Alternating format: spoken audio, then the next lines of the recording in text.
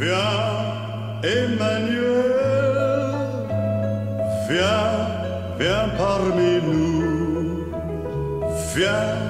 Je suis le père Henri Sambou de la paroisse des martyrs de l'Ouganda, où je suis comme vicaire dominical, où je tiens un centre de formation et d'accompagnement des jeunes à l'insertion.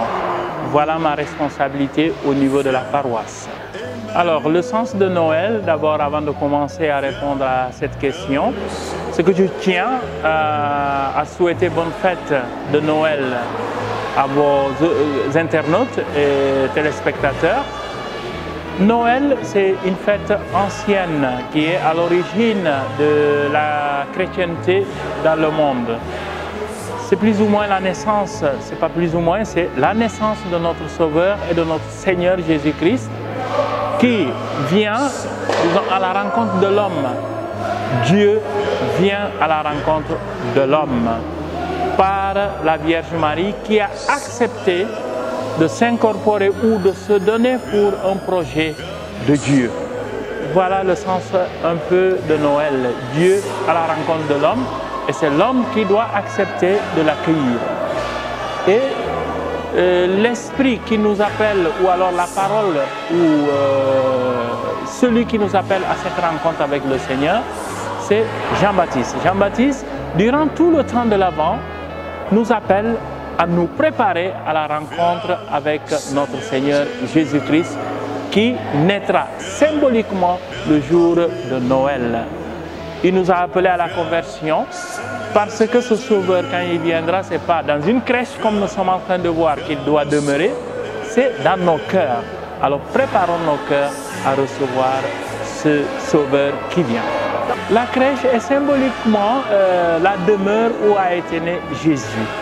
Pourquoi? Parce que c'est une case de berger. Et nous nous rendons compte que Jésus, dès sa naissance, a été déposé il est né dans un étable. Et il a été déposé dans une mangeoire. La mangeoire, c'est quoi? C'est l'abreuvoir des animaux pour les bergers.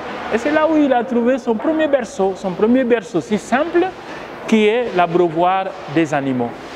Un Dieu qui s'est fait pauvre, naissant dans un étable, c'est un peu la pauvreté extrême de la naissance de Jésus-Christ. Voilà ce qui symbolise la crèche.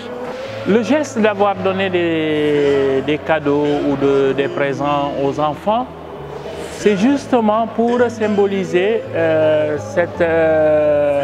l'originalité de cette fête qui est une fête pour les enfants parce que c'est la fête de la naissance de Jésus-Christ. Alors, symboliquement ou alors d'une manière générale, on offre des cadeaux aux enfants pour leur dire c'est votre fête. Alors, c'est votre fête, vous êtes à l'honneur. Quand quelqu'un fête son anniversaire, il est à l'honneur, on lui offre des cadeaux. C'est la raison pour laquelle Noël, c'est la fête des enfants. Et prêtons attention à la réalité infantile. Voilà ce qui pourra nous aider à pouvoir, disons, être une société ouverte et qui prenne plus de considération à la jeune génération qui sont les enfants.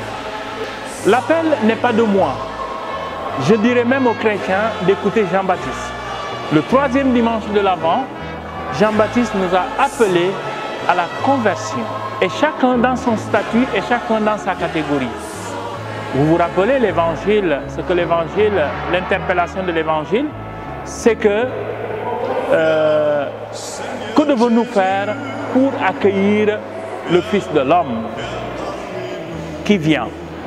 Jean-Baptiste répond en termes généraux en disant convertissez-vous, redonnez votre cœur à Dieu.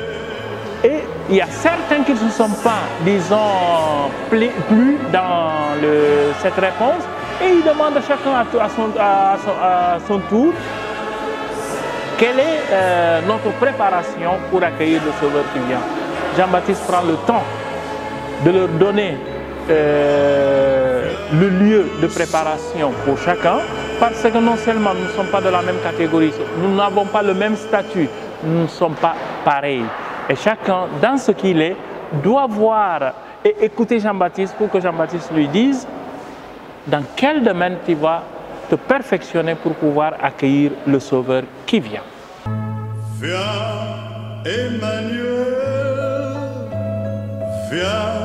viens parmi nous, viens.